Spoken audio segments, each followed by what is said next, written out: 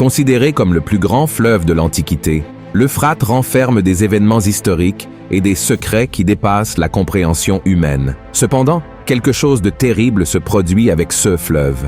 Chaque année qui passe, il devient de plus en plus sec et de nombreux peuples du Moyen-Orient souffrent déjà du manque d'eau de ce fleuve, qui a toujours été très grand et imposant. Le pire de tout, c'est que les pays baignés par l'Euphrate semblent ne pas être très préoccupés par sa situation et, dans certains cas, agissent même contre la récupération du fleuve. Mais que diriez-vous si je vous disais que cette situation de sécheresse de l'Euphrate n'est pas seulement une grave crise environnementale, mais fait également partie de l'accomplissement de certaines prophéties de la fin des temps? Dans cette vidéo, je vais vous montrer que le livre de l'Apocalypse révèle des informations étonnantes sur l'avenir de l'Euphrate, qui sont directement liées à l'Armageddon, c'est-à-dire à la bataille finale entre Jésus-Christ et Satan et ses démons.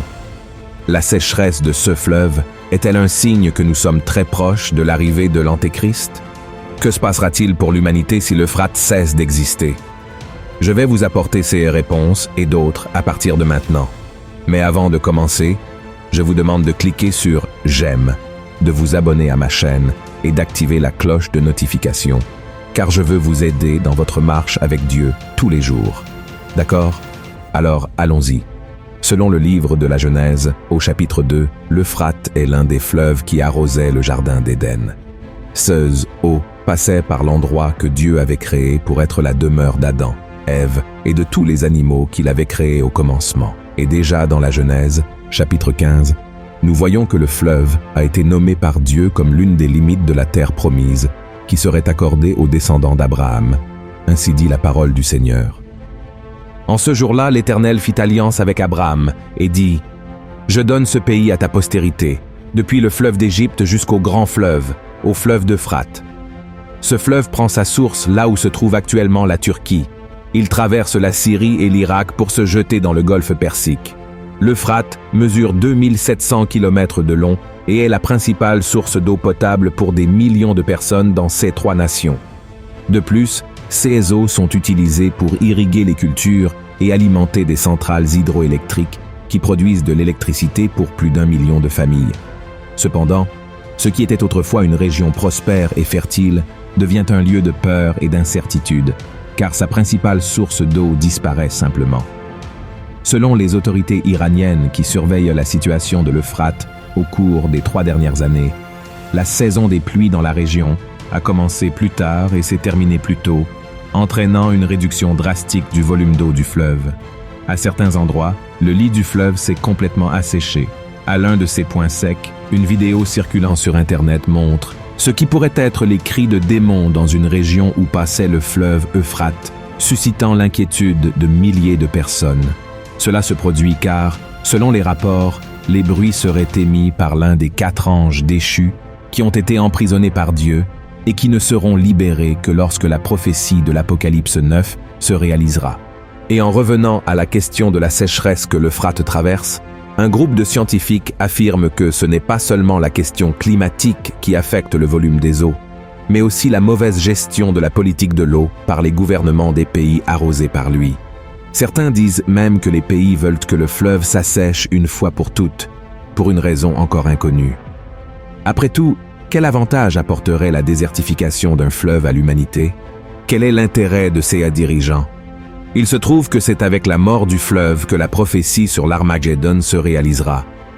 Selon la Bible, les rois de l'Orient marcheront sur la terre sèche, là où coulait autrefois le fleuve Euphrate, jusqu'à la montagne de Megiddo, où ils combattront l'armée du Christ dans la bataille finale. Voyez ce que le chapitre 16 de l'Apocalypse nous révèle.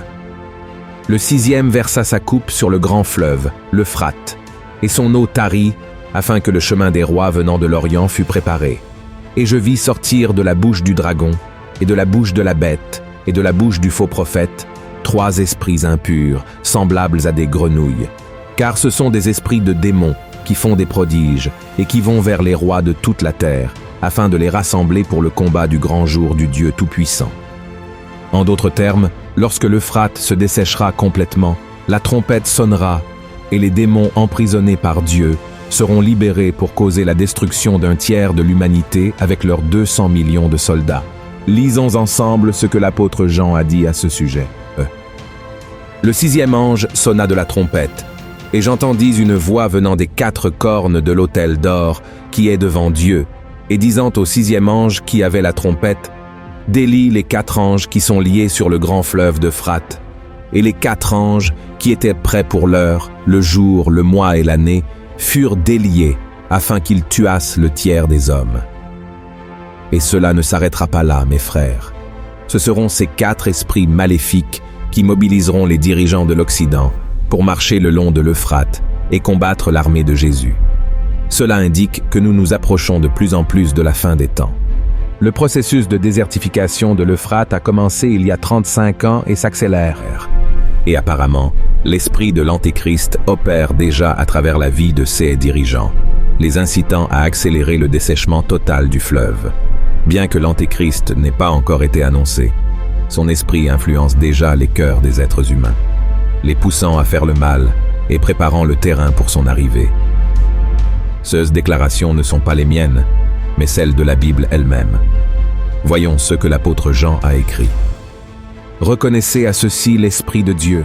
Tout esprit qui confesse Jésus-Christ venu en chair est de Dieu, et tout esprit qui ne confesse pas Jésus n'est pas de Dieu. C'est celui de l'Antéchrist, dont vous avez appris la venue, et qui maintenant est déjà dans le monde. C'est pourquoi je tiens à donner un conseil à nous tous. Nous n'avons pas besoin de nous concentrer uniquement sur les rumeurs de la construction du 3e temple à Jérusalem. Nous n'avons pas non plus besoin d'attendre l'annonce du grand accord de paix entre les principales nations et religions qui précédera le rapt de l'Église de Christ. Tout cela ne sera que l'aboutissement de ce qui se passe déjà aujourd'hui, bien sous nos yeux, y compris avec la sécheresse de l'Euphrate. Nous n'avons pas besoin de craindre l'Antéchrist, et encore moins la bataille de l'Armagédon, car la parole de Dieu nous assure que Jésus remportera la guerre contre l'ennemi et le jettera dans le lac de feu qui brûle avec du soufre, où il sera tourmenté pour l'éternité. Je comprends que tout cela puisse être effrayant, mais si nous remettons nos vies à Jésus-Christ et vivons selon sa parole, le Seigneur nous protégera au jour du jugement et nous emmènera vivre l'éternité à ses côtés dans la Nouvelle Jérusalem. Là, nous serons dans un royaume où il n'y aura ni peur, ni douleur, ni mort, ni larmes. Et vous n'avez pas non plus besoin de vous inquiéter de quand tout cela va arriver, mais plutôt d'être attentif à quel côté vous serez quand cela se produira. C'est pourquoi je vous invite à me suivre quotidiennement, car j'apporte des connaissances bibliques, des sujets pertinents, et je fais des prières quotidiennes pour vous fortifier. Amen. Si vous avez aimé ce message, partagez-le avec vos amis, votre famille, et abonnez-vous à ma chaîne. Que Dieu vous bénisse puissamment.